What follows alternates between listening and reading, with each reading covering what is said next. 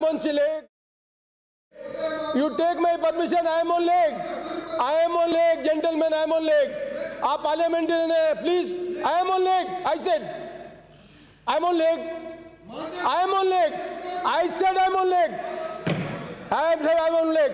If you don't want to do it, you have a right to go outside. I am on leg. I said I am on leg. I am saying I am on leg. I will name you, Mr. Rathod. I will name you, Mr. Rathod. I will name you, Mr. Rathod. I will name you. On leg. I said I am on leg. I will name you. Mr. Rathod. I will name you. I tell you, I name you.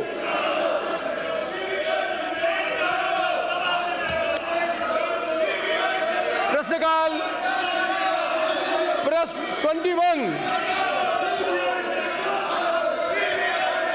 यहाँ जिला कार्यालय जयपुर के पत्र क्रमांक 960 दिनांक 8/2/21 द्वारा तहसील आमेर स्थित राजस्व ग्राम सिरसली के खसरा नंबर 1360/550 रकबा 6.24 हेक्टेयर में से 0.18 हेक्टेयर खसरा नंबर 542/1353 रकबा 0.07 हेक्टेयर कीता 2 रकबा 0.25 हेक्टेयर चरागा भूमि राजस्थान भू राजस्व अधिनियम 1956 की धारा 92 के तहत आबादी परियोजनार्थ आरक्षित किए जाने एवं उक्त अधिनियम की धारा 102 के तहत संबंधित ग्राम पंचायत सिरसली के अधीन किए जाने के संबंध में प्रस्ताव राजस्व विभाग के प्राप्त हुआ था। प्रकरण में आवेदित भूमि की किस्म चरागा श्रेणी की है, जो कि माननीय न्यायालयों के विभिन्न निर्णयों द्वारा व्यापक जनहित में ही वर्गीकरण परिवर्तन किए जाने हेतु निर्देश प्रदान किए गए हैं। चरागा भूमि पर अतिक्रमण कर वर्षों से बसी सघन आबादी को नियमितीकरण किए जाने हेतु राजस्व ग्रुप 6 विभाग द्वारा मंत्रिमंडल की आज्ञा क्रमांक 157/2021 दिनांक 20/12/21 की पालना में दिनांक 27/12/21 दिनांक 20/12/21 की पॉलिसी जारी की गई एवं उक्त क्रम में राजस्व ग्रुप 6 विभाग द्वारा राजस्थान काश्तकारी नियम 1955 के तहत नियम 7 में संशोधन कर जारी अधिसूचना दिनांक 27/1/22 के तहत प्रकरण का परीक्षणोपरांत नियमानुसार आवश्यक कार्रवाई कर प्रकरण का निस्तारण किए जाने हेतु जिला कलेक्टर जयपुर को विभागीय फलाफला नंबर दिनांक 4/2/22 द्वारा निर्देशित किया जा चुका है। परिशिष्ट ऐप पे संलग्न है। नंबर 2, चरागा भूमि पर बसी आबादी को नियमित किए जाने हेतु जिला कलेक्टर जयपुर द्वारा उक्त पॉलिसी के तहत नियमानुसार आवश्यक कार्रवाई की जाएगी। माननीय मंत्री जी, आप क्या ये बताने की स्थिति में है ये जमीन कब तक उनके खाते में हो जाएगी? माननीय अध्यक्ष महोदय, जैसा कि कैबिनेट ने जो पॉलिसी बनाई जमीन महाधिवक्ता की राय के आधार पर उसमें जिला कलेक्टर को अधिकृत किया, वो सर्वे कर ये फॉलो कैंप के अंदर जो अभी कोरोना की वजह से रुके पड़े थे उसमें उसकी सर्वे के आधार पर जल्दी ही कर दिया जाएगा।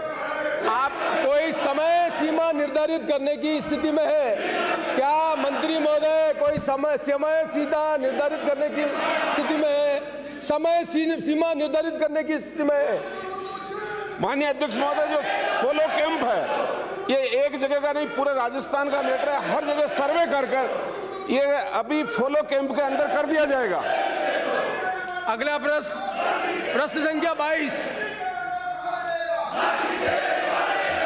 माननीय अध्यक्ष महोदय, खंड 1 बीकानेर जिले में डीएमएफटी फंड से 1 जनवरी 2019 से 20 जनवरी 2022 तक की अवधि में विभिन्न विकास कार्यों पर 673.77 लाख व्यय किए गए हैं।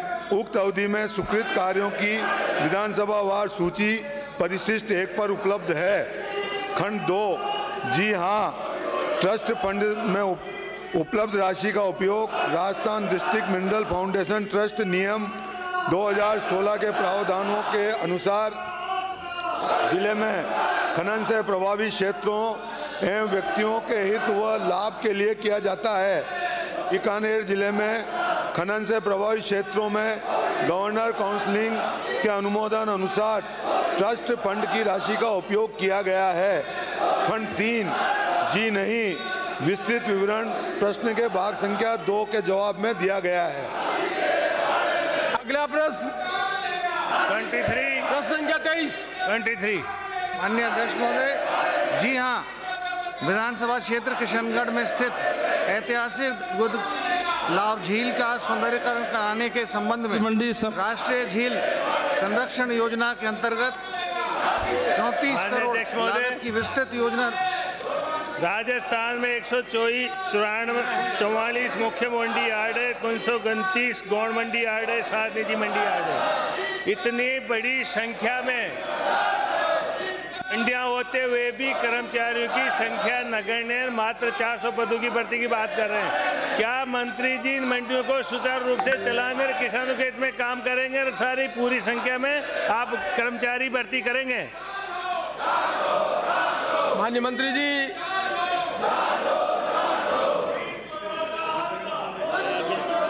माननीय अध्यक्ष महोदय,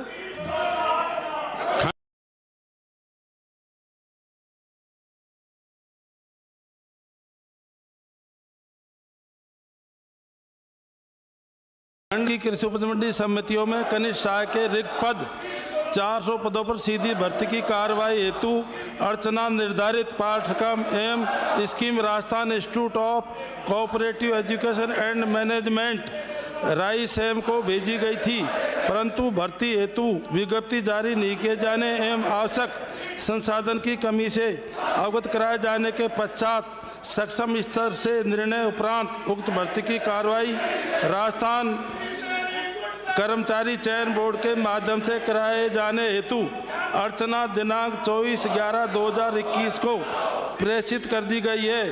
कृषि उपज मंडी समितियों में रिक्त पदों का विवरण परिशिष्ट ए पर संलग्न है। माननीय अध्यक्ष महोदय, एक प्रश्न। मेरे क्षेत्र में 3 मंडियां हैं, इटावा, सुल्तानपुर, खातौली। क्या मंत्री जी वहाँ कितने पद खाली है, उनको कब तक भरते जाओगे? कितने पद खाली है 3? माननीय अध्यक्ष महोदय, माननीय सदस्य के क्षेत्रगत 3 मंडियां पड़ती हैं। इटावा, जिसमें 16 सर्जित पद हैं और 6 पद भरे हुए हैं और रिक्त पद 10 हैं। दूसरी आपके क्षेत्र में जो मंडी है इटावा, इन जो मंडियों में जैसे ही हमको कर्मचारी मिलेंगे, भर्ती प्रक्रियाधीन है, तुरंत आपके पदों को भर दिया जाएगा। तब तक के लिए हमने वैकल्पिक व्यवस्था के लिए कर्मचारी लगा रखे हैं। किस तारीख तक भर देंगे? डेट बता दीजिए मंत्री। जैसे ही कर्मचारी चयन बोर्ड से हमको कर्मचारी मिलेंगे तब भर देंगे।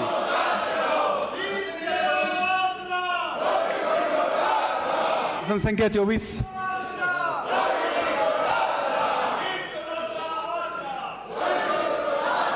आदरणीय अध्यक्ष महोदय, जी हाँ, विधानसभा क्षेत्र किशनगढ़ में स्थित ऐतिहासिक गुदलाव झील का सौंदर्यीकरण कराने के संबंध में राष्ट्रीय झील संरक्षण योजना के अंतर्गत 14 करोड़ लागत की विस्तृत योजना रिपोर्ट DPR तैयार कर अग्रिम कार्रवाई प्रक्रियाधीन है। माननीय अध्यक्ष महोदय, मैं आपके माध्यम से माननीय मंत्री महोदय से जानना चाहूँगा, ये 34 करोड़ की जो DPR बनी है, ये कब तक कार्य रूप में आ जाएगी? मेरा किशनगढ़ विधानसभा क्षेत्र पूरा इस झील के चारों तरफ बसा हुआ है, पूरा शहर, और ये पूरी झील गंदगी से भरी पड़ी है। मैं आपसे आग्रह करूँगा, ये जानना चाहूँगा कि ये जो प्रोजेक्ट DPR बनी है, ये कार्य रूप में कब तक आ जाएगी? एक सर, समझ में नहीं आया। सुनो ना, आप सुन रहे हैं तो प्लीज। DPR 34 करोड़ की जो DPR बनी है, वो कार्य रूप में कब तक आ जाएगी? देखिए, मैं आपको विस्तृत रूप से समझा देता हूं। इस संबंध में नगर परिषद किशनगढ़ अजमेर द्वारा दिनांक 1/2/2022 को तकनीकी स्वीकृति एवं नजरी नक्शा जिला परिषद अजमेर को भिजवा जा चुका है। सक्षम स्वीकृत उपरांत नगर परिषद द्वारा उक्त कार्य कराए जाएंगे। मैं अध्यक्ष महोदय, मैं एक जानकारी और देना चाह रहा हूं आपसे। मेरे शहर में 2 झीलें हैं, हमीर सागर और गोंदलाव। मैं गोंदलाव के सौंदर्यीकरण की बात कर रहा हूं और हमीर सागर झील एक ऐसी बस्ती में बसी हुई है जहाँ पे भी मेरा पूरा शहर बना हुआ है, और इस झील में पूरे शहर का गंदा पानी, 20 कॉलोनियों का गंदे पानी का एक नाला नगर परिषद द्वारा इस झील में डाला गया है, और हमीर सागर झील का ओवरफ्लो गोंदलाव झील में नहर के माध्यम से जाता है। मैं ये चाहूँगा कि आप नगर परिषद किशनगढ़ को निर्देशित करें कि जो गंदा पानी हमीर सागर झील में जा रहा है, जिसमें घरों का डिस्पोजल भी है और स्लाटर हाउस नहीं बना होने की वजह से स्लाटर हाउस का गंदा खून भी इस झील से होता हुआ इसका ओवरफ्लो गोंदलाव झील में जा रहा है, और वो दोनों झीलों को प्रदूषित कर रहा है। मैं ये आज आपसे ये चाहूँगा कि आप नगर परिषद किशनगढ़ को निर्देशित करें कि ये समय सीमा के अंदर ये जो गंदा नाला हमीर सागर में जा रहा है इसको तुरंत प्रभाव से बंद करें, ताकि झीलें प्रदूषित होने से बचे। और इसके साथ ही एक और सवाल, गोंदलाव झील में भी नगर परिषद ने गंदे पानी के नालों को खोल रखा है, जो कि बिल्कुल गलत है। किसी भी सूरत में गंदे पानी के नाले झीलों में नहीं जाने चाहिए। जितने भी नाले जा रहे हैं, आप दोनों झीलों के लिए नगर परिषद को निर्देशित कराएं कि ये गंदे पानी के नाले झीलों में जाने से रोके तुरंत प्रभाव से, और इसकी समय सीमा तय करें। समय सीमा तय करेंगे तभी ही नगर परिषद इस काम को कर पाएगी, नहीं तो ये झीलें हमेशा प्रदूषित रहेगी। मेरा एक निवेदन है आपसे सदस्य महोदय कि ये आवाज़ इतना कर रहे हैं सामने वाले कि सुनाई नहीं दे रहा। अगर आप मेरे चेम्बर में आके, मेरे पास पूरी जानकारी है, अब आप बैठ के और जैसा आप चाहेंगे वैसा हो जाए। जीवकम, धन्यवाद, थैंक यू। अगला प्रश्न संख्या 25, प्रश्न संख्या 25, ग्रामीण विकास मंत्री जी, ग्रामीण विकास मंत्री जी।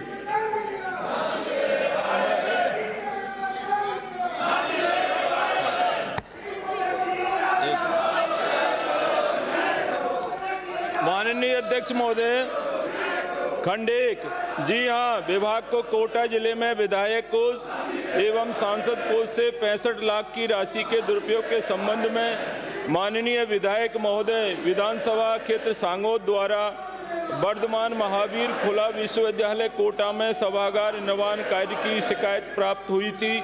परिशिष्ट 1 पर कार्य लगभग पूर्ण हो चुका है, शेष कार्य प्रगति पर है। खंड 2, उक्त स्वीकृति कार्य को दिनांक 23/6/2016 को प्रारंभ किया गया था, जिसकी पूर्ण कराने की अवधि दिसंबर 2017 थी।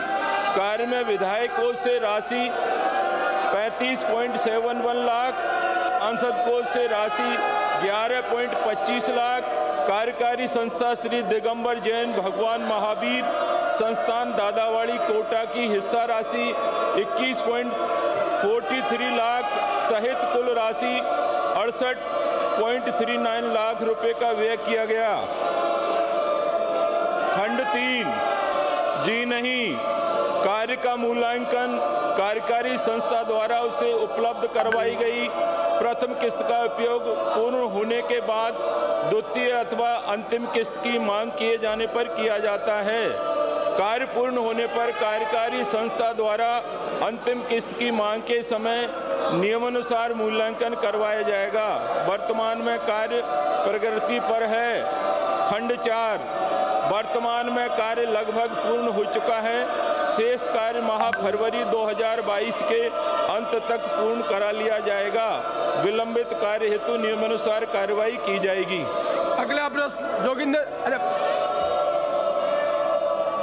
अन्य विधायक भरत सिंह कुंदनपुर की मूल शिकायत ये थी कि पैसा यूनिवर्सिटी को अलॉट किया गया और काम दूसरी संस्था के द्वारा करवाया, उसका मंत्री जी ने कोई जवाब नहीं दिया। माननीय अध्यक्ष महोदय,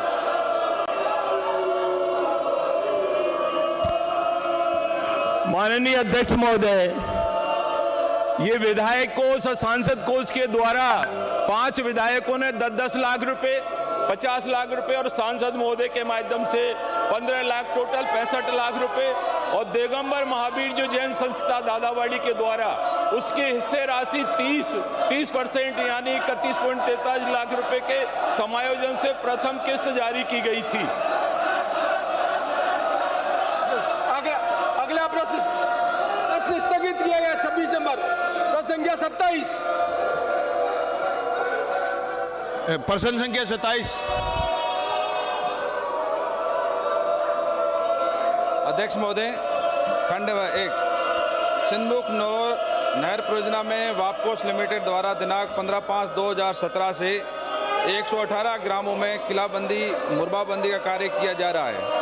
पत्थरों की सप्लाई एवं उनके मौके पर स्थापना कुल 118 ग्रामों में की जा चुकी है। सूची नंबर 4 116 ग्रामों की तैयार की जा चुकी है। सूची नंबर 8 114 ग्रामों की तैयार की जा चुकी है। पर्चा खतौनी 112 ग्रामों की तैयार की जा चुकी हैं। जमाबंदी लेखन 88 ग्रामों की तैयार की जा चुकी है। वर्तमान में जमाबंदी लेखन का कार्य प्रगति पर है तथा संपूर्ण कार्य 31/5/2020 तक पूर्ण होने की संभावना है। खंड 2 भादरा के 24 चक्कों के रीफिटिंग का मामला भूमि एकीकरण सन 1960 से बकाया है। भूमि एकीकरण की कार्रवाई के दौरान काश्तकारों को भूमि एकीकृत कर दी गई है तथा भू अभिलेख भूमि एकीकृत भूमि के अनुसार तैयार कर दिया गया, परंतु तैयार अभिलेख के अनुसार काश्तकारों को कब्जा नहीं दिया गया है। काश्तकार भूमि एकीकरण की कार्रवाई से पूर्व जिस कदर काबिज थे उसी कदर अब भी काबिज हैं। इस प्रकार काश्तकारों के मौके पर कब्जे व जमाबंदी के इंदराज में अंतर है। रीफिटिंग में उक्त 24 चक्कों में 21,624 काश्तकार हैं, जिसमें से लगभग 2,500 काश्तकार प्रभावित हैं, जिनके कब्जा और रिकॉर्ड में अंतर है, जिसमें 346 गैर खातेदार खाते हैं।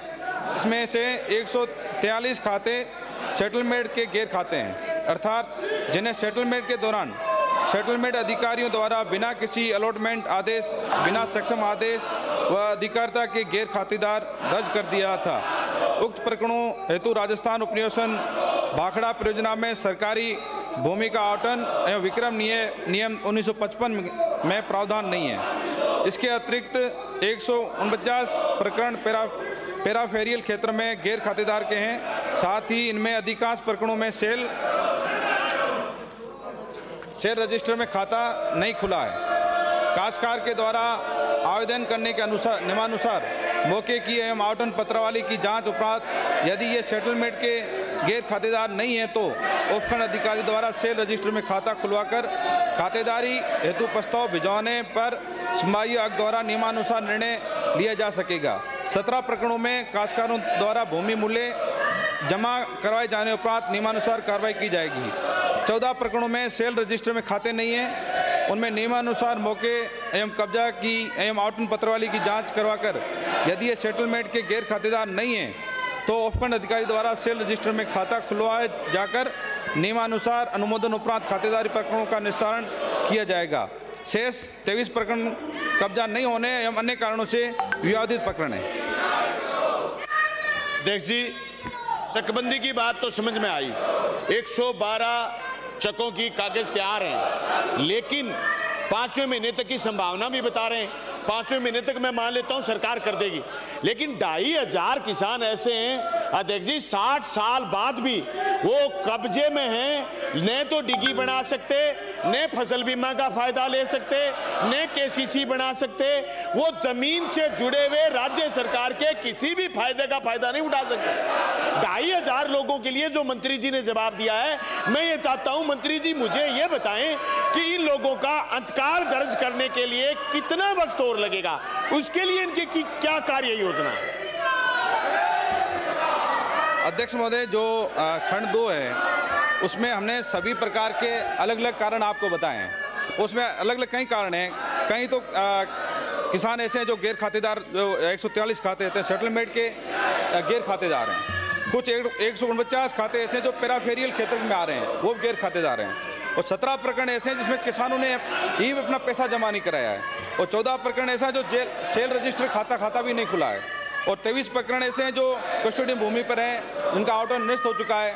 तो अलग अलग कई कारण हैं, उसकी वजह से ये मामला बहुत लंबे समय से चल रहा है। और जो आपकी चिंता सही चिंता है, तो मैं आपको यह आश्वस्त कर सकता हूँ अध्यक्ष महोदय कि हमारे जैसे ही सत्र खत्म होगा उसके बाद में मैं खुद आपको लेकर के हनुमानगढ़ में वहाँ अधिकारियों के साथ मीटिंग करके इसका जल्दी से कोई निस्तारण निकालेंगे।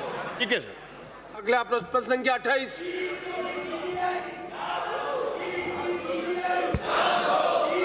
माननीय अध्यक्ष महोदय, खंड 1 बेटी बचाओ बेटी पढ़ाओ योजना अंतर्गत वर्ष 2019-20, 20-21 में प्रदेश को धनराशि निम्न प्रकार से आवंटित हुई।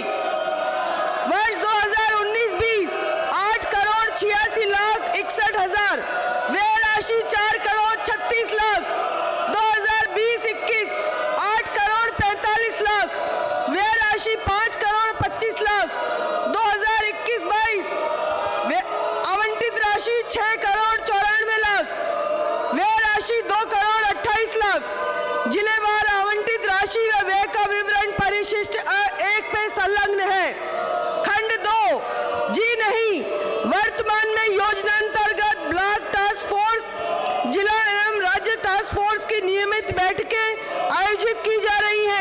योजना की निगरानी हेतु राज्य स्तर से भी समय समय पे दिशा निर्देश प्रदान किए जा रहे हैं।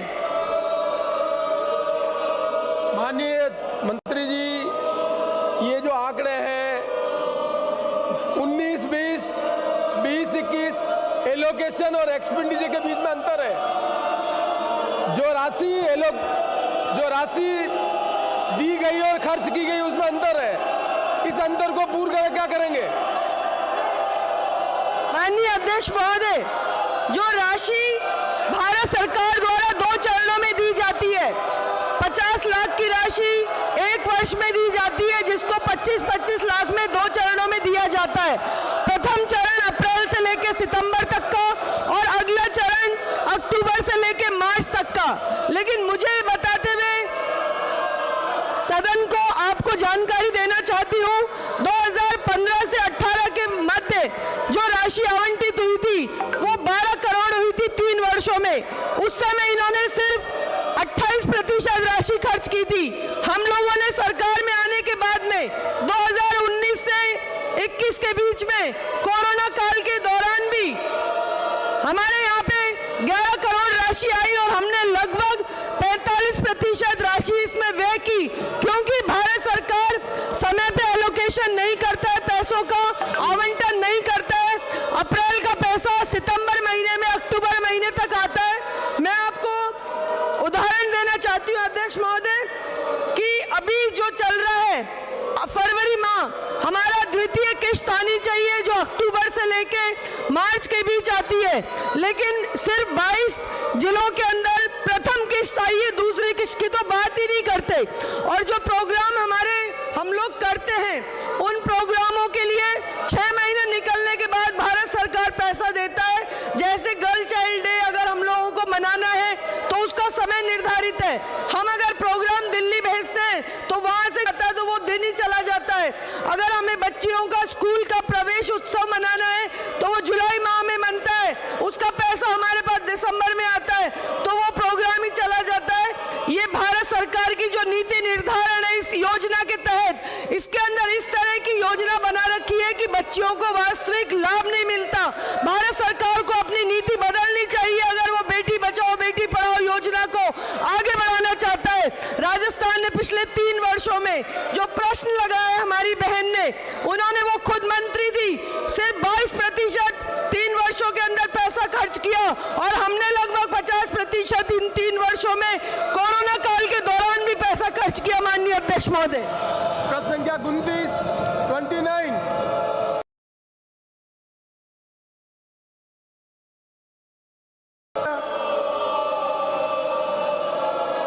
अध्यक्ष जी, खंड 1 सूरजगढ़ विधानसभा क्षेत्र में भवन एवं अन्य शहर निर्माण श्रमिक कल्याण मंडल की शुभ शक्ति योजना में 1253 तथा सुलभ आवास योजना में 24 आवेदन लंबित है। आवेदनों के लंबित रहने के मुख्यतः निम्न कारण हैं। नंबर 1, मंडल में अपर्याप्त कोष व विभाग में सीमित मानव संसाधन। संवेदनशील योजनाओं जैसे सिलिकोसिस, मृत्यु सहायता, प्रसूति, शिक्षा एवं टूल किट योजनाओं को प्राथमिकता है। 3, कोरोना काल में निर्माण कार्य बाधित होने के कारण उपकर प्राप्ति पर प्रतिकूल प्रभाव। खंड 2, दिनांक 1/1/2019 से 31/12/2021 तक मंडल की संवेदनशील योजना जैसे मृत्यु सहायता, प्रसूति, शिक्षा, टूल किट आदि योजनाओं के अंतर्गत कुल 907 आवेदकों को लाभान्वित किया गया है, जिनका ग्राम पंचायतवार विवरण परिशिष्ट 1 पर संलग्न है। अगला प्रश्न संख्या 30। माननीय अध्यक्ष महोदय, खंड 1 विधानसभा क्षेत्र रानीवाड़ा में कुल 205.48 किलोमीटर लंबाई की 66 सड़कें गारंटी अवधि में हैं। इनमें से वर्तमान में 11 सड़कें हैं जिनकी लंबाई 12.90 किलोमीटर है, जो आंशिक रूप से क्षतिग्रस्त हैं। इनका विवरण परिशिष्ट 1 पर संलग्न है। खंड 2, जी हाँ, विधानसभा क्षेत्र रानीवाड़ की जिन 11 सड़कों की लंबाई 12.90 किलोमीटर की संबंधित ठेकेदार द्वारा गारंटी अवधि में मरम्मत कार्य नहीं किया गया है, उनको नोटिस दिए गए हैं। विवरण परिशिष्ट 1 पर संलग्न है। मरम्मत कार्य पूर्ण व्यवस्था जाना दिनांक 15/2/2022 तक लक्षित है। खंड 3, जी हाँ, विधानसभा क्षेत्र रानीवाड़ा में गारंटी अवधि में क्षतिग्रस्त कुल 55 सड़कों की लंबाई 53.54 किलोमीटर का मरम्मत कार्य संबंधित संवेदकों द्वारा कर दिया गया है। इनका परिशिष्ट 1 पर संलग्न है। अगला प्रश्न संख्या 31। माननीय अध्यक्ष महोदय, विप्र कल्याण बोर्ड का दिनांक 10 फरवरी को गठन हो चुका है। अगला प्रश्न संख्या 32। माननीय अध्यक्ष महोदय, खंड 1 वर्तमान में विधानसभा क्षेत्र सुमेरपुर के सिंदूरी व आहोर के हरजी गांव में राजकीय आयुर्वेदिक औषधालय संचालित नहीं है।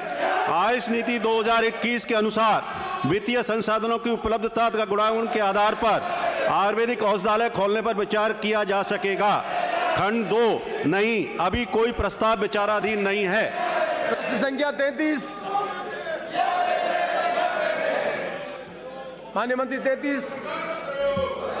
माननीय अध्यक्ष महोदय, खंड 1 प्रशासन गांवों के संघ अभियान 2021 के अंतर्गत कोटा संभाग में प्राप्त आवेदन निस्तारण, खारिज एवं लंबित आवेदनों का जिलेवार विवरण निम्नानुसार है।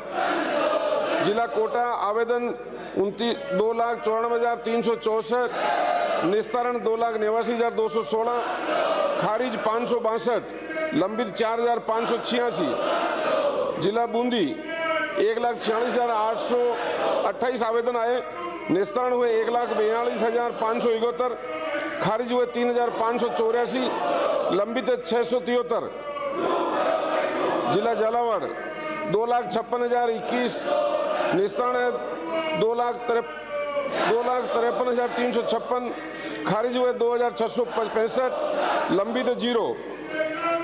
जिला 12 3,26,303, कुल आवेदन आए, निस्तारण हुए 3,19,832, खारिज हुए 2,143, लंबित 4,328। कुल पूरे संभाग के 10,23,516 आवेदन और निस्तारण हुए 10,04,975, खारिज हुए 12,978, लंबित है 5,563। पंचायत समिति वार संख्यात्मक विवरण परिशिष्ट के पर संलग्न है। खंड 2 प्रशासन गांवों के संघ अभियान 2021 के अंतर्गत पट्टों का शासन स्तर से कोई लक्ष्य नहीं दिया गया। कोटा संभाग में जारी किए गए पट्टों का जिलेवार विवरण निम्नानुसार है। जिला कोटा 29,693 जारी किए गए पट्टे। जिला बूंदी 30,950 पट्टे जारी किए गए। जिला झालावाड़ 21,510 पट्टे जारी किए। जिला 12 21,592 पट्टे जारी किए गए। चारों जिलों में 1,37,045 3,745 पट्टे जारी किए गए। कोटा संभाग में जारी किए गए पट्टों का पंचायत समितिवार विवरण परिशिष्ट ऐप पर संलग्न है। खंड 3 जी हाँ, उक्त शिविरों में स्कूल, शमशान और अन्य सरकारी भवनों के लिए एवं जन परियोजनार्थ भूमि आवंटन किए जाने का प्रावधान था। कोटा संभाग में अभियान के दौरान आवंटित की गई भूमियों का जिलेवार विवरण निम्नानुसार है। जिला कोटा आवंटित भूमियों का विवरण परिशिष्ट 2 पर संलग्न है। जिला बूंदी परिशिष्ट 6 पर संलग्न है। जिला झालावाड़ आवंटित भूमियों का विवरण परिशिष्ट 2 पर संलग्न है। जिला 12 आवंटित भूमियों का विवरण परिशिष्ट ए पर संलग्न है। खंड 4 उक्त शिविरों के अंतर्गत कृषि योग्य सिवायचक भूमि को आवंटित नियमित करने का प्रावधान किया गया था। जिलेवार विवरण निम्नानुसार है। जिला कोटा में आवंटित भूमियों का विवरण 0 था। बूंदी जिले में भी आवंटित भूमियों का विवरण 0। झालावाड़ में आवंटित 31 काश्तकारों का अलॉट की गई, आवंटित की गई, जिसका विवरण परिशिष्ट है पर संलग्न है। जिला 12 में 0 है। खंड 5 प्रशासन गांवों के संघ अभियान 2021 को सफल संचालन के लिए राज्य सरकार के द्वारा राज्य, जिला एवं संबंधित विभागों के स्तर से नियंत्रण कक्ष प्रभारी अधिकारियों की नियुक्ति की जाकर प्रभावी पर्यवेक्षण एवं समन्वय कार्यवाही की गई। अभियान में व्यापक जन भागीदारी सुनिश्चित करने के लिए pamphlet, banner, poster, social media एवं डिजिटल कैंपेन के माध्यम से व्यापक प्रचार प्रसार किया गया। अभियान में आमजन के कार्यों के त्वरित निष्पादन के लिए शक्तियों का आवश्यकता अनुसार प्रत्यायोजन किया गया। अभियान के दौरान जिला कलेक्टर, संभागीय आयुक्त, जिला प्रभारी सचिव, जिला प्रभारी मंत्रीगण, राज्य सरकार एवं माननीय मुख्यमंत्री जी के स्तर से नियमित रूप से प्रगति की समीक्षा की गई। अभियान के दौरान प्राप्त लंबित रहे कार्यों को पूरा किए जाने हेतु फॉलोअप कैंप शिविरों का प्रावधान किया गया, जो जल्दी निस्तारण किया जाएगा। प्रश्न संख्या 34। अन्य अध्यक्ष महोदय, खंड 1। जी हाँ, सरकार द्वारा प्रस्तुत परिवर्तित बजट 2019-20 में आवारा पशुओं की समस्या से निजात पाने के लिए प्रत्येक पंचायत समिति पर नंदीशालाएं स्थापित करने बाबत बजट की घोषणा की गई थी। बजट 2021-22 में इस कार्य को और व्यापक रूप से करने की दृष्टि से अब इन नंदी गौशालाओं को राशि 1.50 करोड़ रुपए मॉडल के आधार पर बनाए जाने की घोषणा की गई है। बजट घोषणा अनुरूप पंचायत स्तरीय नंदीशाला स्थापित करने बाबत दिशा निर्देश 27/8/2021 को जारी किए जा चुके हैं।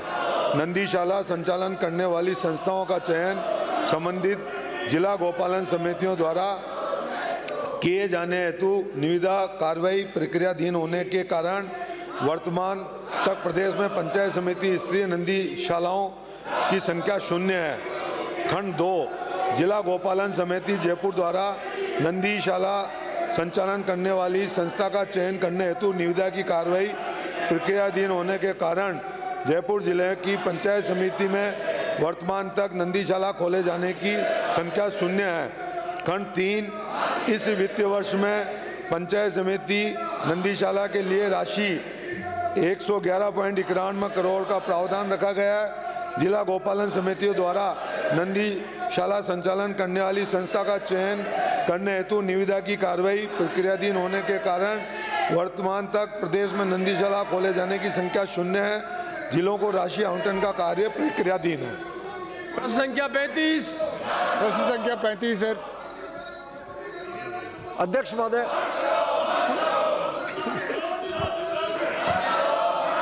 अध्यक्ष महोदय, खंड 1, प्रदेश में विगत 3 वर्षों में कृषि विपणन बोर्ड द्वारा निर्मित सड़कों का विधानसभा वार विस्तृत विवरण परिशिष्ट ऐप पर उपलब्ध है। खंड 2, मंडी समिति द्वारा अपनी वित्तीय स्थिति को दृष्टिगत रखते हुए प्रतिवर्ष निर्माण कार्यों, सड़क निर्माण के प्रस्ताव निदेशालयों को प्रेषित किए जाते हैं, जिन पर मंडी की वित्तीय स्थिति के अनुसार निदेशालय द्वारा स्वीकृत करने का निर्णय लिया जाता है। विधानसभा क्षेत्र देवली उनियारा में 3 मंडियां क्रम से मंडी समिति देवली, दूनी एवं उनियारा का क्षेत्र आता है। उक्त तीनों मंडियों से वर्ष 2021-22 में जनवरी 2022 तक सड़क निर्माण के कोई प्रस्ताव प्राप्त नहीं हुए हैं। सर, मैंने मंत्री महोदय ने जो जवाब दिया है उसको ध्यान से सुना है और जो इन्होंने लिख के दिया है उसको पढ़ा है। सर, इनका कहना है कि मंडी समिति द्वारा अपनी वित्तीय स्थिति को दृष्टिगत रखते हुए प्रतिवर्ष सड़कों का निर्माण किया जाता है। मेरे यहाँ सर 3 मंडियाँ, तीनों की वित्तीय स्थिति बहुत अच्छी है, तीनों में पैसा है। मैं मंत्री जी को व्यक्तिगत रूप से मिलकर मैंने अनुरोध किया था। तो मंत्री महोदय, मैं आपसे आग्रह करता हूँ, क्या इसी वित्तीय वर्ष में आप कंप्लीट नहीं करें, शुरू तो कर दें रोडों को, जब पैसा आपके पास है। और अनुरोध मेरा है, आपके हाथ जोड़ के प्रार्थना है, कृपया घोषणा करें।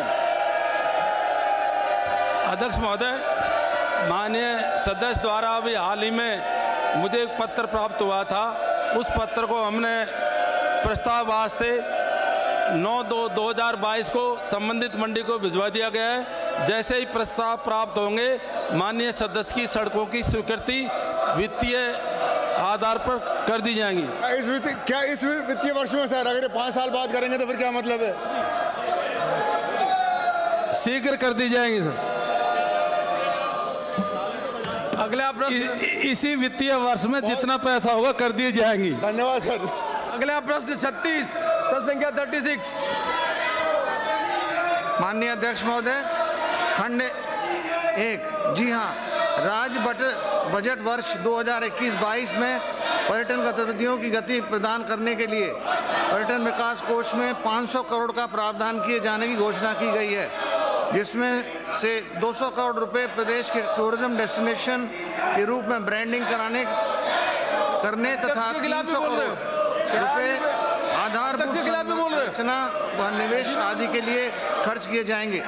उक्त के क्रम में राज्य के पर्यटन स्थलों पर स्वीकृत विकास कार्यों का विवरण परिशिष्ट अ पर संलग्न है। खंड 2, राजस्थान पर्यटन नीति 2020 के बिंदु संख्या 3.5 के अंतर्गत पर्यटक स्थलों का पर पर्यटकों को सुविधार्थ संपर्क सड़कों का निर्माण सार्वजनिक निर्माण विभाग के बजट मद से प्राथमिकता के आधार पर कराया जाना निर्दिष्ट है। इस निम्नलिखित चिन्हित सड़कों मार्गों का विवरण परिशिष्ट ब पर संलग्न है। खंड 3, पर्यटन विभाग में स्थल विशेष को पर्यटन स्थल बनाने का प्रावधान नहीं है। बैठना मंत्री जी बैठना। ये परिपाटी है, 4 आदमी को बाहर निकाल रखा, हाउस में करके परिपाटी है। आप पार्लियामेंटेरियन है, 4 आदमी को बाहर निकाल रखा, हाउस में लेकर अल्लाह करवा रहे हैं और आप नहीं मुझे कह रहे हैं। जवाब दीजिए मंत्री जी। पर्यटन विभाग में स्थल विशेष को पर्यटक स्थल बनाने का प्रावधान नहीं है। स्थल विशेष पर्यटकों को यह आवाजाही सही स्वतः ही पर्यटक स्थल बन जाता है। अध्यक्ष महोदय। माननीय मंत्री जी, इसमें प्रोविजन किया है 500 करोड़ का। जी, 500 करोड़ में से अभी तक 20-21 में कितना पैसा खर्च हुआ? सर, मैंने जैसा अर्ज किया, इसमें जो विवरण है, 1 सेकंड में आपको बताता हूँ। पूरा विवरण अगर बताऊं थोड़ा लंबा पड़ेगा सर, लेकिन इसमें 500 करोड़ में से 200 करोड़ रुपए तो ऑलरेडी आ चुके हैं और जिसको टूरिस्ट डेस्टिनेशन ब्रांडिंग के लिए। अगला प्रश्न श्रीमती इंदिरा। माननीय अध्यक्ष महोदय, खंड 1, विधानसभा क्षेत्र 52 में प्रशासन गांवों के संग अभियान 2021 के तहत कुल 7,174 लोगों ने आवेदन किया। वह 4,062 लोगों को पट्टे जारी किए गए। पट्टों की सूची परिशिष्ट क पर संलग्न है। खंड 2, जी हाँ, विधानसभा क्षेत्र 52 में पारिवारिक विधिवत बंटवारे के अभाव में चारागाह भूमि, सबाई चक, खातेदारी एवं वन भूमि इत्यादि के कारण 3,112 लोगों के आवेदन निरस्त किए गए। निरस्त किए गए पट्टों की सूची परिशिष्ट ख पर संलग्न है। खंड 3, उक्त क्षेत्र में उक्त अभियान के तहत 22 विभागों से संबंधित विभिन्न प्रकार की कुल 3633 शिकायतों का निस्तारण किया गया। निस्तारित प्रकरणों की विभागवार संख्यावार सूची परिशिष्ट ग पर संलग्न है। अगला प्रश्न संख्या 38। प्रदेश में अल्पसंख्यक वर्ग के उत्थान हेतु अल्पसंख्यक मामलात एवं वक्फ विभाग द्वारा संचालित योजनाओं का विवरण परिशिष्ट 1 पर संलग्न है। विगत 3 वर्षों में अल्पसंख्यक वर्ग के लिए सरकार द्वारा राशि 45,117.44 लाख रुपए का बजट प्रावधान किया गया है एवं उसमें से राशि 43,115.14 लाख रुपए का व्यय किया गया है। विवरण परिशिष्ट 2 पर संलग्न है। अगला प्रश्न संख्या 39।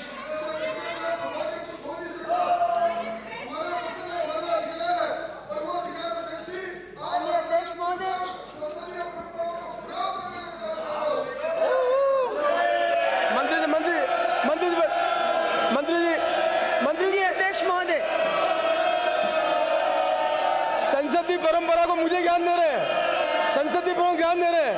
संसदीय परंपराओं का सबसे बड़ा उल्लंघन करने का किसी को श्रेय जाता है तो राजेंद्र राठौड़ को जाता है, जो उपनेता बनकर यहाँ पर लोगों को हल्ला करवा रहे हैं।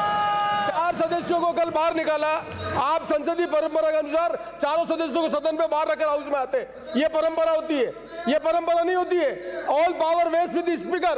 यू डोंट, मुझे गाइड करने की जरूरत नहीं है, खुद गाइड होइए पहले और अच्छे पार्लियामेंटेरियन बनिए। मंत्री जी। माननीय अध्यक्ष महोदय, खंड 1 सब परंपरा है क्षेत्र मंडलगढ़ में 2 बार। ये आप जो परंपरा डाल रहे हो पुरानी है। आप अध्यक्ष के निर्णय के बाद 4 सदस्यों को बाहर निकाल रखा है और हाउस में लेकर आप हल्ला करवा रहे हैं। ये परंपरा बनाना चाहते हैं। ये किसने आपको, आप ये जो परंपरा बना रहे हैं ना, ये इतिहास लिखा जाएगा कि राजेंद्र राठौर जो अपने आप को पार्लियामेंटेरियन कहता था, वो राजस्थान में पार्लियामेंट की परंपरा को तोड़ने का श्रेय इसको जाता है। माननीय मंत्री जी। माननीय अध्यक्ष महोदय, खंड 1 विधानसभा क्षेत्र मांडलगढ़ में 2 बाल विकास परियोजनाएं क्रमशः मांडलगढ़ एवं कोटड़ी संचालित हैं। परियोजना मांडलगढ़ के अंतर्गत 242 मुख्य आंगनवाड़ी केंद्र, 50 मिनी आंगनवाड़ी केंद्र एवं परियोजना कोटड़ी में 71 मुख्य एवं 9 मिनी आंगनवाड़ी केंद्र संचालित हैं। विधानसभा क्षेत्र मांडलगढ़ में समेकित बाल विकास सेवाएं विभाग में 372 आंगनवाड़ी केंद्र संचालित हैं, जिसमें 244 आंगनवाड़ी केंद्र विभागीय भवन में, 95 आंगनवाड़ी केंद्र विद्यालय में, 9 आंगनवाड़ी केंद्र सामुदायिक एवं अन्य भवनों में संचालित हैं तथा 24 आंगनवाड़ी केंद्र किराए के भवनों में संचालित हैं। परियोजना वार एवं आंगनवाड़ी केंद्रवार सूची परिशिष्ट अ पर संलग्न है। खंड 2 विधानसभा क्षेत्र मांडलगढ़ में आंगनवाड़ी कार्यकर्ता, मिनी आंगनवाड़ी कार्यकर्ता, सहायिका तथा आशा सहयोगिनी के रिक्त पदों का विवरण निम्नानुसार है। मांडलगढ़ में आंगनवाड़ी कार्यकर्ता 9 पद रिक्त हैं, मिनी आंगनवाड़ी कार्यकर्ता 1 पद रिक्त है, आंगनवाड़ी सहायिका 10 पद रिक्त हैं, आशा सहयोगिनी 10 पद रिक्त हैं। कोटड़ी परियोजना में आंगनवाड़ी कार्यकर्ता 1 पद रिक्त है, मिनी आंगनवाड़ी कार्यकर्ता कोई रिक्त पद नहीं है, आंगनवाड़ी सहायिका 2 पद रिक्त है, आशा सहयोगिनी 1 पद रिक्त है। योग आंगनवाड़ी कार्यकर्ता कुल दोनों परियोजनाओं में मिला के 10 पद रिक्त है, मिनी आंगनवाड़ी कार्यकर्ता 1 पद रिक्त है दोनों परियोजनाओं में, और आंगनवाड़ी सहायिका जो हमारी हेल्पर है वो योग दोनों परियोजनाओं में 12 पद रिक्त हैं। आशा सहयोगिनी के दोनों परियोजनाओं में 11 पद रिक्त हैं। रिक्त पदों को उप डिप्टी डायरेक्टर द्वारा जिला स्तर पर समय समय पर विज्ञप्ति जारी कर भरा जाता है, जो कि एक विभागीय सतत प्रक्रिया है। अगला प्रश्न संख्या 40।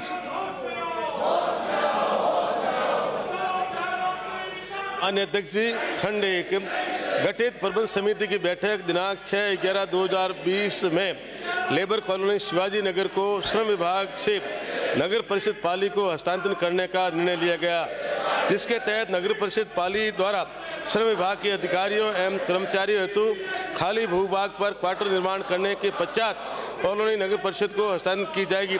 उक्त निर्णय अनुसार कार्रवाई प्रक्रियाधीन है। खंड 2 बिंदु 1 में दिए गए विवरण अनुसार कार्रवाई प्रक्रियाधीन है। अगला प्रश्न संख्या 41।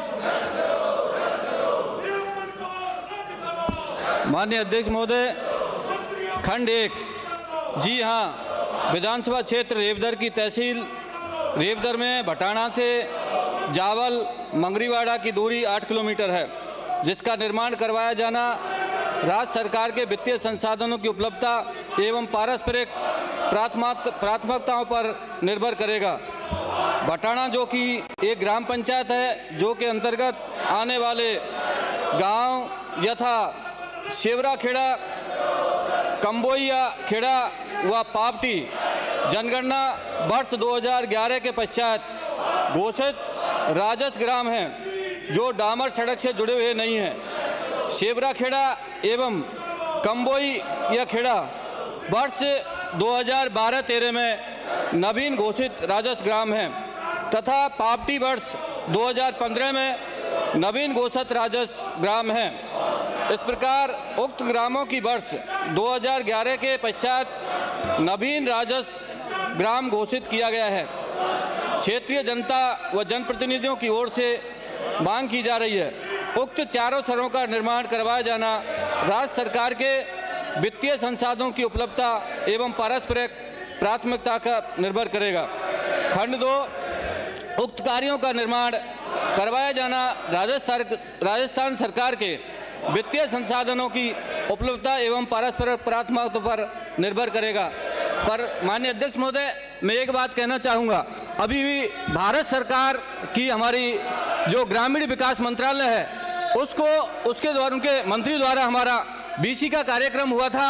उसमें हमने राजस्थान की भौगोलिक परिस्थिति को देखते हुए, क्योंकि दूरी क्षेत्र बहुत है, पश्चिमी राजस्थान के अंदर ढांडिया और गांवों का विस्तार हुआ है और भारत सरकार आज तक उस जनगणना को 2001 की जनगणना को आधार मानकर प्रधानमंत्री सड़क योजनाओं को जोड़ती है, परंतु हमने भारत ग्रामीण विकास मंत्रालय से निवेदन किया है कि जनसंख्या 10 साल के अंदर पॉपुलेशन 20 साल हो गई, काफी पॉपुलेशन बढ़ गई है, गांव ढाणियों का विस्तार हो गया है, सड़कों की जरूरत है राजस्थान के लिए। हमने भारत सरकार से निवेदन किया है कि जनगणना को 2011 की जनगणना को आधार मानकर 250 से और 500 आबादी वाले क्षेत्रों के सड़कों का शीघ्र निर्माण हो। यह हमने भारत सरकार से निवेदन किया है और भारत सरकार उस पर क्या विचार विमर्श करेगी ये जवाब भारत सरकार देगी। पर हमारी सरकार का प्रयास है कि जनता को सड़कों का निर्माण हो और निश्चित तौर पर आगे हम लोग इस पर सोचेंगे। धन्यवाद। अगला प्रश्न संख्या 42। माननीय अध्यक्ष महोदय, खंड 1, जी हाँ, गंगानगर जिले में जनवरी 2018 से दिसंबर 2021 तक उक्त योजना के तहत 819 परिवारों को आस्था कार्ड जारी किए गए हैं। आस्था कार्ड धारकों की सूची परिशिष्ट ए पर संलग्न है। खंड 2, जी हाँ, योजना के तहत आस्था कार्ड धारकों को बीपीएल के समान सुविधाएं प्रदान किए जाने का प्रावधान है। उक्त योजना के तहत रसद विभाग गंगानगर के द्वारा प्राप्त सूचना के आधार पर जिले में आस्था कार्ड धारकों को बीपीएल राशन कार्ड धारकों में सम्मिलित कर उनके समान सुविधाएं प्रदान की जा रही हैं। समस्त लाभान्वितों की सूची परिशिष्ट ब पर संलग्न है। खंड 3, आस्था कार्ड धारी का जिला गंगानगर में कोई भी आवेदन पत्र लंबित नहीं है। खंड 4, यदि किसी वंचित परिवार का आवेदन आता है तो नियमानुसार कार्रवाई की जाती है। माननीय अध्यक्ष महोदय, मैं ये भी बताना चाहूँगा कि आस्था योजना के अंदर ऐसे परिवार जिसमें दो या दो से अधिक व्यक्तियों के 40% से अधिक विशेष योगदान होने पर उनकी वार्षिक आय 1,20,000 रुपये से अधिक नहीं हो, उन परिवारों को आस्था कार्ड जारी हम करते हैं। मैं माननीय अध्यक्ष महोदय ये कहना चाहूँगा कि ऐसे लोगों को वर्ष 2013-2014 जब हमारी संवेदनशील सरकार थी, उस समय इन परिवारों को राज्य सरकार से सभी संबंधित विभागों द्वारा बीपीएल के लिए जो योजनाएं चलाई जा रही हैं, जैसे कि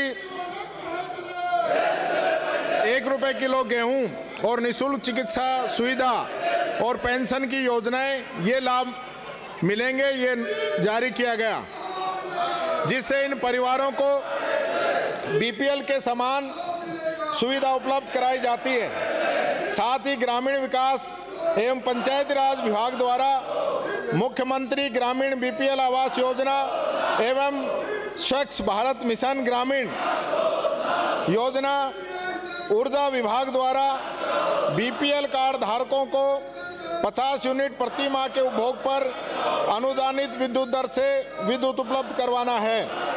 साथ ही सामाजिक न्याय एवं अधिकारिता विभाग द्वारा मुख्यमंत्री कन्यादान योजना, पेंशन योजना, स्वायत्त शासन विभाग द्वारा दीनदयाल अंत्योदय योजना, राष्ट्रीय शहरी आजीविका मिशन एवं खाद्य एवं नागरिक आपूर्ति विभाग द्वारा 1 रुपये किलो गेहूं योजनाओं के तहत बीपीएल के समकक्ष सुविधाएं दी जा रही हैं। मैं ये भी कहना चाहूँगा कि ऐसे परिवार जिसमें 2 या 2 से अधिक सदस्य होने पर विशेष योगदान हो, उनके यूडीआईडी कार्ड यानी कि यूनिक डिसेबिलिटी आईडी बने हुए हैं, उन परिवारों के लिए जारी किए जाने वाले आस्था कार्ड, यूडीआईडी कार्ड डेटा के माध्यम से निदेशालय के स्तर पर ही प्रिंट करवाकर जिलाधिकारी सामाजिक न्याय एवं अधिकारिता विभाग द्वारा जिला स्तर पर हम वितरित कर रहे हैं। वर्तमान सरकार के द्वारा ऑफलाइन आवेदन के स्थान पर ऑनलाइन प्रक्रिया भी संधारित की जा रही है, जिससे कि डिजिटल आस्था कार्ड हम जारी कर रहे हैं। लेकिन माननीय अध्यक्ष महोदय, मैं ये भी कहना चाहूँगा कि वर्तमान में ऑफलाइन और ऑनलाइन दोनों ही व्यवस्था जो हमारे आस्था कार्डधारी हैं उनके लिए दी जा रही हैं। साथ के साथ निदेशालय स्तर से अब तक 17,786 डिजिटल आस्था कार्ड प्रिंट करवाकर संबंधित जिलाधिकारियों को वितरित किए जाने हेतु भिजवाए जा चुके हैं। श्री गंगानगर जिले में वर्ष 2014 से पहले मात्र 396 कार्ड बने थे। वर्ष 14 से 18 जो कि इनका समय रहा है, इन 5 साल के अंदर मात्र 235 कार्ड आप लोगों के द्वारा बनाए गए और हमने 188 कार्ड और करके 819 डिजिटल आस्था कार्ड अभी तक हमने बनाए हैं। मैं ये कहना चाहूँगा कि यूडीआई कार्ड योजना के अंतर्गत श्री गंगानगर जिले में 49 कार्ड की सूची प्राप्त हुई है, जिसका आस्था कार्ड बनाना अभी प्रक्रियाधीन है। और जिन परिवारों के आस्था कार्ड ऑफलाइन बने हुए हैं और ऑनलाइन कार्ड नहीं बन पाए हैं, उनको भी हम वर्तमान में सारी सुविधाएं दे रहे हैं। साथ के साथ मैं ये भी कहना चाहूँगा माननीय अध्यक्ष महोदय, चूँकि सामाजिक न्याय एवं अधिकारिता विभाग आम लोगों के लिए, समाज के उस तबके के लिए काम कर रहा है जो वंचित वर्ग है, जो आर्थिक रूप से, सामाजिक रूप से पिछड़े हुए लोग हैं, उनके लिए सामाजिक न्याय एवं अधिकारिता विभाग काम कर रहा है। और मैं ये बताना चाहूँगा माननीय अध्यक्ष महोदय कि इन पिछले 3 महीने के अंदर हमने लगभग 5 लाख नई पेंशन भी स्वीकृत की है। लेकिन मुझे बड़े खेद के साथ इस सदन को बताना पड़ रहा है माननीय अध्यक्ष महोदय कि जो पेंशन योजना है, जिसके अंदर भारत सरकार का हिस्सा भी होता है और राजस्थान सरकार का भी हिस्सा होता है, इस स्कीम के अंदर लगभग 90 से 95% हिस्सा राज्य सरकार का है और भारत सरकार मात्र 5% हिस्सा दे रही है। और उसके अंदर भी इतने नियम और कानून बनाए जा रहे हैं जिससे कि लोगों की पेंशन अटके। और माननीय अध्यक्ष महोदय, मुझे बड़ा दुख है ये कहते हुए कि भारत सरकार ने एक राइडर लगा दिया है कि इस लाइन के बाद में हम पेंशन नहीं बांधेंगे। ऐसा कौन सा राइडर हो गया? क्योंकि वृद्धजन अगर पेंशन हम दे रहे हैं और कोई व्यक्ति वृद्ध हो जाता है और पेंशन का हकदार है, तो उसे संख्या में आप रोक नहीं सकते, उसको पेंशन देने के लिए आप लोग प्रतिबद्ध हैं। और इसके लिए माननीय अशोक गहलोत जी ने मोदी जी को चिट्ठी लिखी है कि आप लोग इसके अंदर इसका दायरा बढ़ाइए। आप लोग जिस प्रकार के नियम कानून लेके आ रहे हैं अलग अलग विभाग के अंदर, जिस प्रकार से आपने पीएचडी के अंदर आप लोगों ने 90% जो भारत सरकार की राशि आती थी उसको घटा के 45 कर दिया, उसी प्रकार से जो पेंशन आती है उन पेंशनों की स्कीमों के अंदर भी माननीय अध्यक्ष महोदय इन लोगों ने उस राशि को घटा दिया है, राइडर लगा दिए गए हैं। हर प्रकार से ये प्रयास किया जा रहा है कि गरीबों की मदद नहीं हो। आप लोगों ने जो बीपीएल लोगों को अनाज मिलता है, गेहूं मिलता है, आपने पिछले 1 साल से वो गेहूं पे रोक लगा रखी है। आप लोगों ने उस पर राइडर लगा दिया कि जो गरीब लोग हैं, जो वंचित लोग हैं, उसको अनाज नहीं मिल सके। आप लोगों ने पहली बार इस बजट के अंदर मनरेगा का जो काम है उसका बजट नहीं बढ़ाया गया। आप लोग चाहते हैं कि जो मजदूर वर्ग है, जो गरीब तबका है, जो ऐसा है, उसको जो मदद सरकार करनी चाहती है, उनकी जो भी राशि है उस पे आप रोक लगाना चाहते हैं, उन पे आप कटौती करना चाहते हैं। मैं पूछना चाहता हूं माननीय अध्यक्ष महोदय आपके माध्यम से विपक्षी के लोगों से कि 25 के 25 सांसद यहाँ से चुन के केंद्र सरकार के अंदर बैठे हैं और आज तक जो समाज कल्याण की योजनाएं हैं, जो समाज के वंचित वर्ग की योजनाएं, जो पिछड़े वर्ग की योजनाएं, उनके लिए कितने सांसदों ने आवाज उठाई है, कितने सांसदों ने ये कहा है कि केंद्र सरकार पेंशन की राशि बढ़ाए, कितने सांसदों ने कहा है कि केंद्र सरकार जो गेहूं पे रोक लगा रखी है उस रोक को हटाया जाए ताकि उस गरीब आदमी को जिसकी मजबूरी है कि रोटी कपड़ा और मकान उसको मिले, उस पे आप लोगों ने रोक लगा रखी है, उसको रोटी आप छीनने का काम कर रहे हैं। मैं ये कहना चाहूंगा, गरीब का अनाज बंद करके आप बड़े बनने वाले नहीं हो, गरीब की पेंशन को रोक के आप बड़े बनने वाले नहीं हो। ये इस प्रदेश के यशस्वी मुख्यमंत्री है जिन्होंने जो विशेष योगजन है उनको 2000 स्कूटी पहली बार इस बजट के अंदर घोषणा की और उनको हम बांट रहे हैं। पेंशन जो केंद्र सरकार आज भी 100 रुपए और 200 रुपए दे रही है, वो पेंशन राजस्थान सरकार 750 और 1000 और 1500 रुपए तक भी वो पेंशन दे रही है। हमने कोरोना के अंदर जो लोग हमारे बीच से चले गए, जो अकाल का ग्रास बने, उन लोगों के लिए राजस्थान के अंदर समाज कल्याण विभाग के द्वारा उन लोगों की मदद की जा रही है। हम घर घर जाके उनके फार्म भरे, उस परिवार की विधवाओं को 1500 रुपए हमने दिए, उसके बच्चों को पालनहार का लाभ दिया, 1 लाख रुपया उनको मदद की और साथ के साथ जो बच्चे छोटे हैं, अनाथ है, 18 साल से कम के हैं, उनके लिए 5 लाख रुपए की योजना आदरणीय अशोक गहलोत ने राजस्थान के अंदर दी ताकि उन परिवारों की मदद हो सके। आप क्या करें, हिंदुत्व के नाम पे बात करते हो और जब कोरोना काल के अंदर, जब देश के अंदर कोरोना काल आया उस समय आपने यूपी के अंदर लाशों को नदियों के अंदर बहा दिया, नदियों के अंदर लाशें बहाई गई और एक तरफ राजस्थान है जहाँ राजस्थान के यशस्वी मुख्यमंत्री ने ये कहा कि कोई भी व्यक्ति हो उसकी जो लाश है उसका सह सम्मान अंतिम संस्कार किया जाएगा और उसकी अस्थियों को भी हरिद्वार के अंदर विसर्जन किया जाएगा। हरिद्वार स्पेशल बस यहाँ पे चलाई गई ताकि उन लोगों की मदद हो सके, जो लोग चले गए जाने के बाद में भी उनके अस्थियों से किसी भी प्रकार की कोई बात नहीं हो। ये राजस्थान सरकार है, ये राजस्थान सरकार है जो गरीब के, पिछड़े के, मजदूर के हित के लिए उसके साथ खड़ी है। मैं ये भी कहना चाहूंगा, मैं आज आप लोगों को याद दिलाना चाहूंगा, जब मजदूर पढ़ाई कर रहा था, जब मजदूर सड़कों पे निकल रहा था, जब मजदूर मरने लग रहा था, उस समय आप लोगों के द्वारा उनकी मदद नहीं की गई। राजस्थान सरकार ने उन लोगों की मदद की, उन लोगों के लिए रोडवेज बसें चलाई और आप मुझे कहते हुए शर्म आती है, आप लोगों ने दिल्ली से हम पे रोक लगाई गई कि राजस्थान सरकार मजदूरों के लिए बसें चला रही है। ये आपकी मंशा है, ये आपकी सोच है जो आप लोग सोचते हो मजदूरों के लिए। और मैं अभी देख रहा था मजदूरों के लिए मोदी जी भाषण दे रहे थे कि ये कोरोना कांग्रेस ने फैला है, ये कोरोना उन मजदूरों ने फैला है। अरे शर्म आती है आप लोगों की सोच पे, जो उस मजदूर के लिए जो हजारों किलोमीटर पैदल चल के अपने घर आया, उसको आप कह रहे हो कि उसने कोरोना फैलाया। आप लोग विदेशों से जो लोग आए उनको नहीं रोका और जो लोग मजदूर, हमारा गरीब जो बेचारा अपने घर आने के लिए हजारों किलोमीटर पैदल चल के आया, उसको कह रहे हो कोरोना फैला रहे। शर्म आनी चाहिए आप लोगों को। आपके जो बड़े बड़े लोग, अमीर लोग जो बाहर से आते हैं, उन लोगों को रोक नहीं लगाई, वो प्लेन नहीं रोके गए। ये गरीब, इनको गरीब की अगर टिकट कांग्रेस ने बनवा दी, रेल की टिकट कांग्रेस ने बनवा दी, बस उसको फ्री उपलब्ध करा दी, तो आप कहते हो कोरोना आप लोगों ने फैलाया।